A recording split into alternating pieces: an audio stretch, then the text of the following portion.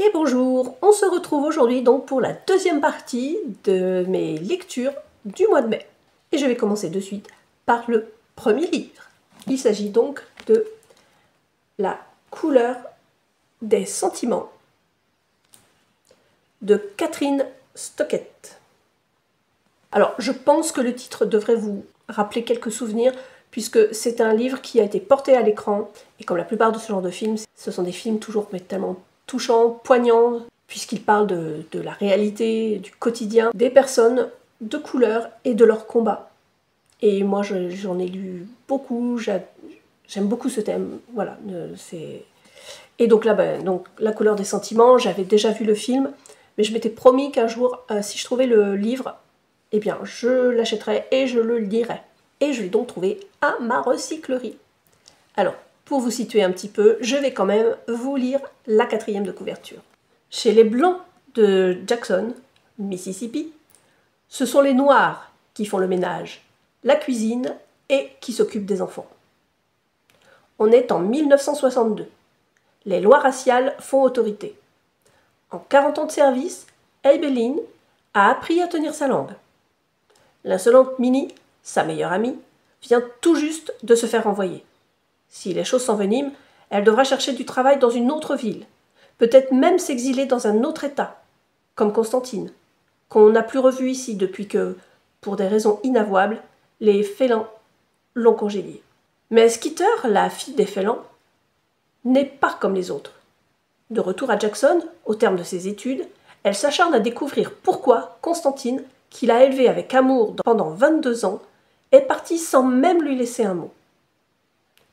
Une jeune bourgeoise blanche et de bonne noire, personne ne croirait à leur amitié, moins encore la tolérerait. Pourtant, poussées par une sourde envie de changer les choses, malgré la peur, elles vont unir leur destin et en grand secret écrire une histoire bouleversante.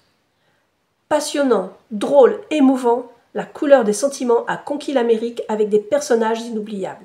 Vendu à près de 3 millions d'exemplaires, ce premier roman, véritable phénomène culturel outre-Atlantique, est un pur bonheur de lecture. Et c'est vrai.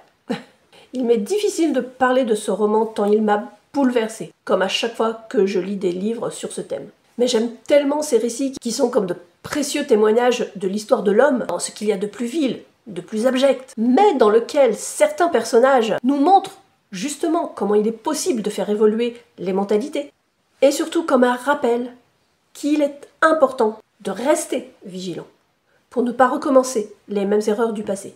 Ici donc, tour à tour, au fil des pages et des chapitres, nous suivons des personnages qui prennent la parole en alternance. Nous sommes donc dans les années 60, au tout début des années 60, et l'histoire se déroule sur 2-3 ans. Nous suivons donc Abeline et Minnie, deux personnages mais absolument attachants, qui sont donc bonnes, au service de femmes blanches qui sont contre l'intégration, et souhaitent même aller plus loin dans cette démarche en faisant construire des toilettes destinées à leur personnel noir, c'est-à-dire à leur service, soi-disant pour éviter les maladies. Et oui, on en était encore là, dans les années 60. Mais Skeeter, une femme blanche, se révolte contre cette discrimination et décide d'écrire un livre. Et plus exactement, d'écrire leur histoire. Et ce, sur les suggestions de son éditrice. Sauf qu'elle ne veut pas écrire un livre elle-même. Elle souhaite se faire aider et donner la parole, en fait, à ces femmes. Bien évidemment, les choses ne se font pas si facilement, il faut du temps pour qu'une certaine confiance s'installe, mais petit à petit, elle réussit à gagner cette confiance et même une amitié se crée au fil des pages. Oui, mais voilà, tout ça n'est pas sans conséquence, puisque les amies blanches finissent par lui tourner le dos, puisque jamais on ne doit se lier d'amitié avec une femme noire. Ça ne se fait pas. Et alors on assiste à des scènes, à des réflexions absolument immondes. Mais malgré tout, ce livre est tellement humain, tellement... Il fait ressortir tellement de bonnes choses. Les personnages sont tellement attachants qu'il est très difficile de le lâcher. Et je l'ai lu quand même assez rapidement, même si là encore il s'agit d'un beau pavé, mais il est tellement captivant. Je ne sais pas si vous connaissez la case de l'oncle Tom, C'est un livre que j'avais adoré également et que j'ai gardé d'ailleurs dans ma bibliothèque. Il fait partie de ceux que j'ai gardés lorsque j'ai fait mon tri. Et je ne suis pas prête de m'en séparer. Alors si vraiment vous aussi vous aimez les histoires avec un fond historique, dirons-nous, mais qui vraiment nous embarque par son humanité, son écriture qui fait qu'on lit page après page et qu'on a envie d'aller toujours plus loin, qui vous font sourire, un petit peu pleurer parfois, eh bien vraiment, je ne saurais que vous recommander ce livre. Et si vous ne souhaitez pas le lire, mais que vous préférez la version filmée, eh bien écoutez, n'hésitez pas. Je pense que vous devriez le trouver assez facilement. Pour le deuxième livre, il s'agit de Ils étaient 7 de C.A. Larmer. Il s'agit du Club des amateurs de romans policiers et nous sommes sur un tome 1. Donc ce livre, je l'ai lu dans le cadre d'une lecture commune organisée par les éditions Pocket. Et déjà, rien qu'avec le titre, je pense que vous avez une certaine idée de ce dont il s'agit, puisqu'il fait clairement référence à un livre d'Agatha Christie qui a été rebaptisé ces dernières années « Ils étaient 10 ». Je passerai donc sur le fait qu'effectivement, le titre du livre d'Agatha Christie ait été changé. Je trouve ça absolument irrespectueux, mais bon, ceci n'est que mon avis, et ce n'est pas le sujet. Je vous lis donc la 4e de couverture. Il en faut peu à Alicia Finlay pour être heureuse. Un bon petit plat de sa sœur, un verre de vin rouge et un roman policier bien ficelé. Il ne lui manque qu'une seule chose pour que son bonheur soit parfait, pouvoir partager sa passion pour les grands polars. Aussi décide-t-elle de créer un groupe de lecture qui leur serait dédié. Très vite, les premières candidatures arrivent et bientôt, 7 membres forment le tout nouveau club des amateurs de romans policiers. Chez Alicia, tout est prêt pour leur première réunion. Le thé infuse, les toasts sont au chaud. Mais, tandis que les discussions portent sur les vacances d'Hercule Poirot, l'un des invités a l'esprit ailleurs. Il n'est pas là par hasard. Il a un plan diabolique. Bientôt, un des membres du club est victime d'une tentative d'homicide. Puis, un autre disparaît. L'équipe décide de mener l'enquête. Authentique déclaration d'amour à l'œuvre d'Agatha Christie, Ils étaient 7 va enchanter les amateurs de cozy crime qui retrouveront bientôt leur club favori dans le crime du SS Orient. Donc ici, effectivement, on se retrouve avec Alicia, qui a une passion pour les romans policiers, qui s'était inscrite dans un premier temps dans un club de lecture, mais avec des règles un petit peu trop strictes et qui ne lui convenaient absolument pas.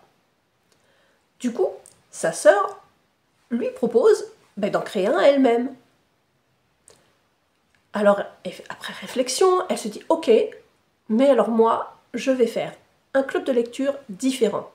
Je vais faire un club de lecture uniquement dédié aux amateurs de policiers. » Sachant qu'elle a une passion donc pour Hercule Poirot. Alors, comment se lancer? Elle ne veut pas utiliser les réseaux sociaux, donc elle choisit de passer une annonce dans le journal. Un petit peu à la manière dont on aurait pu le faire dans les années, justement, d'Hercule Poirot. Évidemment, sa sœur se moque gentiment d'elle en lui disant mais elle a quand même peu de chance de recevoir des réponses. Parce que qui lit le journal aujourd'hui? Oui, ben voilà. Effectivement, elle reçoit plusieurs réponses. Elle fait donc le tri et elle en sélectionne 7. Tous avec chacun leur personnalité. Et puis, très rapidement, lors de cette sélection, on se retrouve dans la tête d'un des personnages qui, visiblement, projette quelque chose. On sait déjà que c'est quelqu'un qui va faire partie de ce club de lecture, mais bien évidemment, on ne sait pas qui est ce personnage. Sinon, le livre n'aurait aucun intérêt. Et donc, peu après que ce club se soit créé, il se passe un fait étrange. Une des jeunes femmes se fait renverser par une voiture. Et chose étrange, Il semblerait que cet accident ait été volontairement provoqué. Puis, après leur deuxième réunion, un événement survient. L'un d'entre eux a disparu. Et donc, bien évidemment, vous l'aurez deviné, les membres du club décident de mener leur propre enquête. Et donc, tout ceci nous amène à des moments absolument délicieux. Très clairement, ce n'est pas le grand livre qui va révolutionner le genre, mais si vous souhaitez passer un moment agréable, franchement, n'hésitez pas. Personnellement, je pense que je lirai le deuxième tome, peut-être même le troisième, parce que vraiment, c'était très plaisant. Je ne vais pas vous en dire plus, évidemment, hein, je vous laisse découvrir par vous-même la fin. Enfin, les derniers livres que j'ai lus, il s'agit de The Rain pour celui-ci et The Rain après l'Apocalypse pour celui-là. Ici, nous sommes sur des romans post-apocalyptiques, plutôt écrits pour des jeunes, dirons-nous, puisque c'est ma fille qui l'avait repéré lors d'un séjour que nous avions fait à Niort. Et dans la maison où nous étions, nos hôtes avaient une immense bibliothèque. Et ben, comme on aime un petit peu la lecture dans la famille, en tout cas ma fille et moi, eh bien nous avions regardé certains titres et nous nous étions arrêtés sur celui-ci. Et donc, j'avais promis à ma fille que dès que je pourrais, je me les procurerais. Et puisque même si ce sont des titres plus précisément, enfin, plus particulièrement écrits pour des adolescents, moi, vous le savez, j'aime beaucoup tout ce qui est post-apocalyptique. Alors, enfin, en tout cas, pas tout, mais la plupart. Et donc, pour celui-ci, je vous lis la 4e de couverture, uniquement du premier, vous vous doutez bien, puisque si je vous lis le deuxième, vous connaîtrez la fin du premier. C'est pas le but du jeu, donc je vous lis seulement le premier. Bon, alors en même temps, c'est un tout petit résumé. Hein. Donc, une pluie mortelle s'abat sur la Terre. L'humanité est menacée de disparition. Ruby, 15 ans, part à la recherche de son père. Je m'appelle Ruby Morris, et voici mon histoire. Si vous la lisez, vous avez énormément de chances d'être encore en vie. Question. Quand faut-il abandonner tout espoir? A. Maintenant, immédiatement, on est foutu. B. Dans 2 semaines environ. C. Jamais. D. J'imagine qu'il pourrait y avoir un D, mais s'il existe, je ne l'ai pas encore trouvé. Bon, d'entrée, voyez, ça vous donne un petit peu le ton. Donc là, on se retrouve avec un groupe d'adolescents qui sont réunis pour l'anniversaire de l'un d'entre eux. Ils sont dehors, il fait beau, mais d'un seul coup, une pluie étrange s'abat sur la ville, et provoquant des morts quasi instantanées et très douloureuses. Heureusement, très rapidement, certains ont réussi à se mettre à l'abri dans la maison, dont Ruby, et donc ont été épargnés. Au départ, ils ne comprennent pas forcément ce qui se passe, mais dans une radio, on entend très rapidement « c'est dans la pluie, mettez-vous à l'abri de la pluie ». On comprend alors qu'on se trouve à l'aube d'un changement absolument effrayant de notre société. Au fil des jours, les morts sont de plus en plus nombreux, il faut apprendre à vivre avec, et puis surtout, il faut survivre. Parce que l'eau étant contaminée, il devient difficile de manger des produits de la terre, des fruits, des légumes. On ne peut plus manger que des produits transformés, donc dans des boîtes de conserve, et on ne peut plus boire l'eau du robinet. On se retrouve donc avec une réserve très limitée en eau, et bien évidemment, chacun se bat pour sa propre survie. Ruby, qui vivait avec sa mère, son beau-père et son demi-frère, se retrouve donc très rapidement seule et décide que quoi qu'il en coûte, elle va retrouver son père et son autre demi-frère. Mais bien évidemment, ce chemin est forcément semé d'embûches, ça ne va pas se passer comme ça. Elle va devoir affronter d'autres personnes qui luttent elles-mêmes pour leur survie. Mais, chemin faisant, elle va rencontrer un ado qui était dans sa classe, mais avec lequel elle n'avait jusqu'à présent pas lié d'amitié, mais qui finalement va se révéler être un soutien important. et qui va l'aider dans sa quête. Alors bien évidemment, vous vous en doutez, on ne s'arrête pas là. En parallèle, l'armée entre en jeu avec ses propres règles, puisque visiblement, ils avaient déjà anticipé ce qui se passait. A priori, cette pluie était plus ou moins annoncée. Et donc, ils ont construit des bâtiments où chacun, finalement, pouvait trouver refuge. Oui, mais en fait, tout ceci n'est pas tout à fait vrai. On retombe à nouveau avec ce livre dans les travers de l'homme, et donc, en fait, chacun est sélectionné. À savoir, seules les personnes utiles sont acceptées dans cet abri. Les autres restent à la porte et doivent se débrouiller. En lisant ces livres, j'ai beaucoup pensé au Silo, dont je vous ai parlé il y a quelque temps, une trilogie que j'avais adorée. Et là, oui, on se retrouve dans des thèmes un petit peu similaires, mais disons plus accessibles, puisque c'est plutôt écrit pour des adolescents. Alors, j'ai bien aimé, et si vous aussi, vous aimez le genre post-apocalyptique, je pense que cela pourrait vous plaire. Ça se lit très facilement, l'écriture est quand même assez fluide, donc il n'y a pas de souci. Et pour tout vous dire, si je me souviens bien, j'ai lu les 2 tomes en un week-end. Bon, ce sont des livres de 400 pages, mais bon, malgré tout, c'est quand même, vous voyez, comme je vous l'avais déjà montré pour d'autres livres, vous voyez, c'est quand même très aéré. Donc c'est pour ça que malgré une écriture quand même assez petite, ça se lit malgré tout très vite. Voilà, j'ai donc fait le tour de mes lectures du mois de mai. En réalité, il y en avait un de plus, mais que je vous présenterai le mois prochain.